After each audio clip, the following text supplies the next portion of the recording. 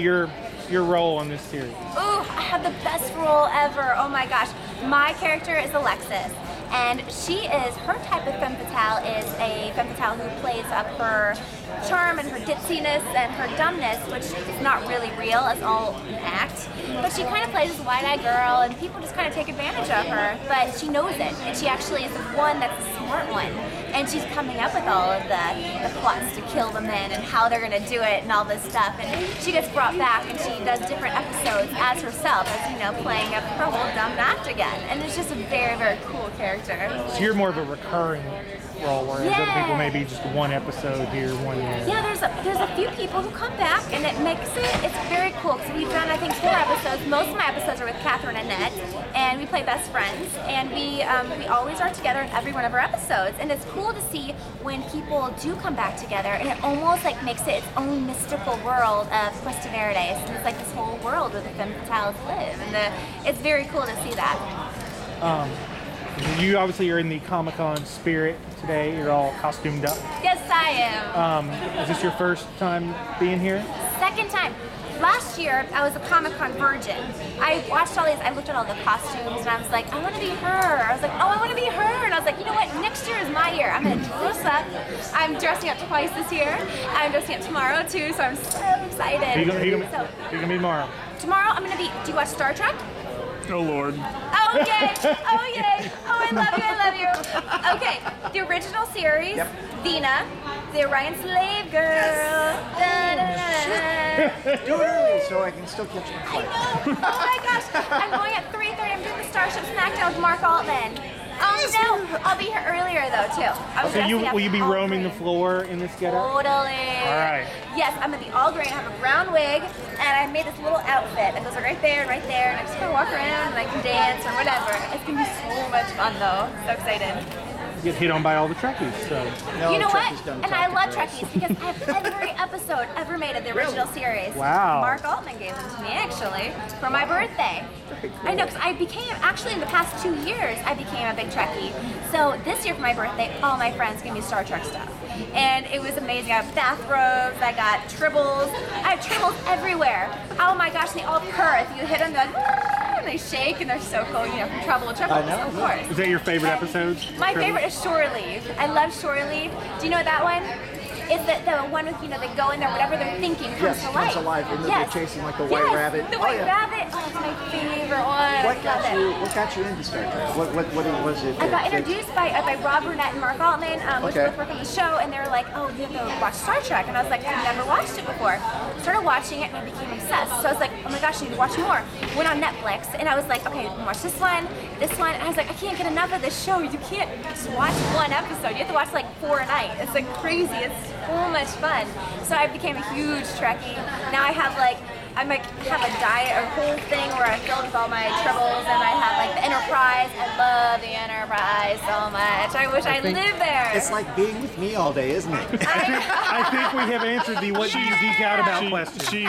She's way cuter than you. Let's just be clear. I usually ask, because our motto is everyone is a geek about something, and what people geek out about. I think you've answered it already. I think I have. I'm a huge geek. Oh my gosh, I really am. I love it. I love it. My inner geek transformed. And that's what I'm doing in Geek Magazine. It's how I went from not being a geek to being a geek. So were you a closet geek before? Or I didn't even know. Okay. I've always liked horror films. I had never really gotten into comic books and that kind of stuff until I went to Comic-Con last year.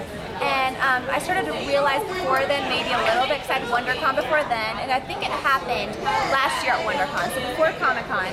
And I was like, wow, this stuff is very, very cool. I like the passion behind everything. You can really get into something and be so excited about it. And I love fantasy in general and make-believe and stuff like that. So being here and doing this now is like, this is me. I found out who I was, another part. I don't know, another part of me is out, and I love it. So last year was your first time at Comic-Con. This year you're dressing up. Next year you'll be camping out overnight waiting for some panel or something. You know it. The panels are awesome. This year I'm very, very busy, so I couldn't go to a lot of panels, but next year hopefully I can go to more. There's a Star Trek when you'll be camping out. Yeah, are you kidding me? I'm so excited. I'm so excited. So how do you feel about the newer versions, like Next Generation? You know what? I really like Deep Space Nine a lot. The Next Generation I like as well. It's great. I like Picard. But Data, I really like Data. I love Data, but it's nothing compared to the original series. He was here yesterday signing Was stuff. he? Yeah. I would have loved to. I've never met him. I would have loved to have seen him. And there's a guy dressed up as Data walking around yesterday too. Really? Oh, I love him. I would have loved. You'd have made his day, sure. Man, especially if I was dressed as I am tomorrow, that would have been fantastic. Like, hey,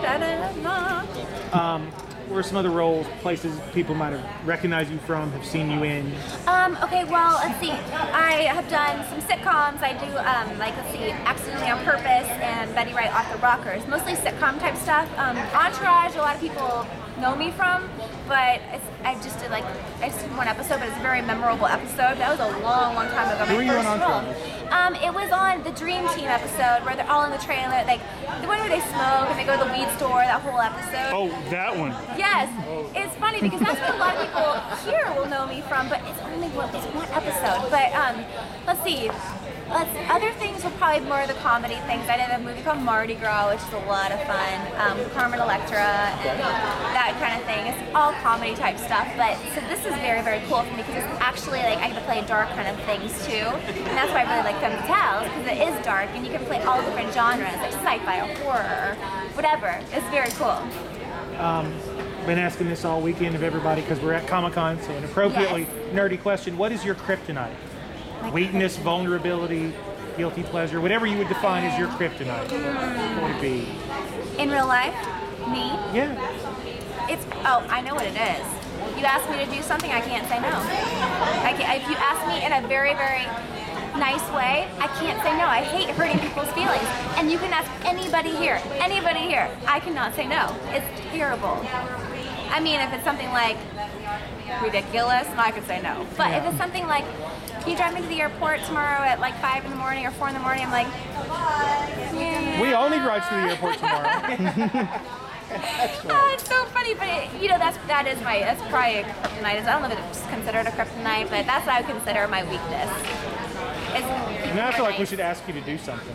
Oh my goodness gracious! Steve, It's tell us terrible. you got anything? No way! Don't do it! Yeah, we'll be good. We'll be good. What? No, last thing, I guess, just tell people how they can keep, up on all the things that you're doing. Twitter. I'm on Twitter. Madison Dylan, MADISONDYLAN. I'm working on a movie called Monster School right now with Catherine Annette and Tiffany Brower. We're also out here promoting it. And it's so that's going to be coming out soon. I'm also a producer on it, which is very, very cool. We're excited to do it. And so that's going to be coming out very, very soon, and that'll be awesome too. So you can touch base on that. We're on Facebook. Facebook's Madison Dylan. Twitter is probably the best way, but yeah, I'm very, very excited. You seem very excited. I do? No way, really? No. Oh, you're not feeling it, sorry. I didn't think so. My magic dust.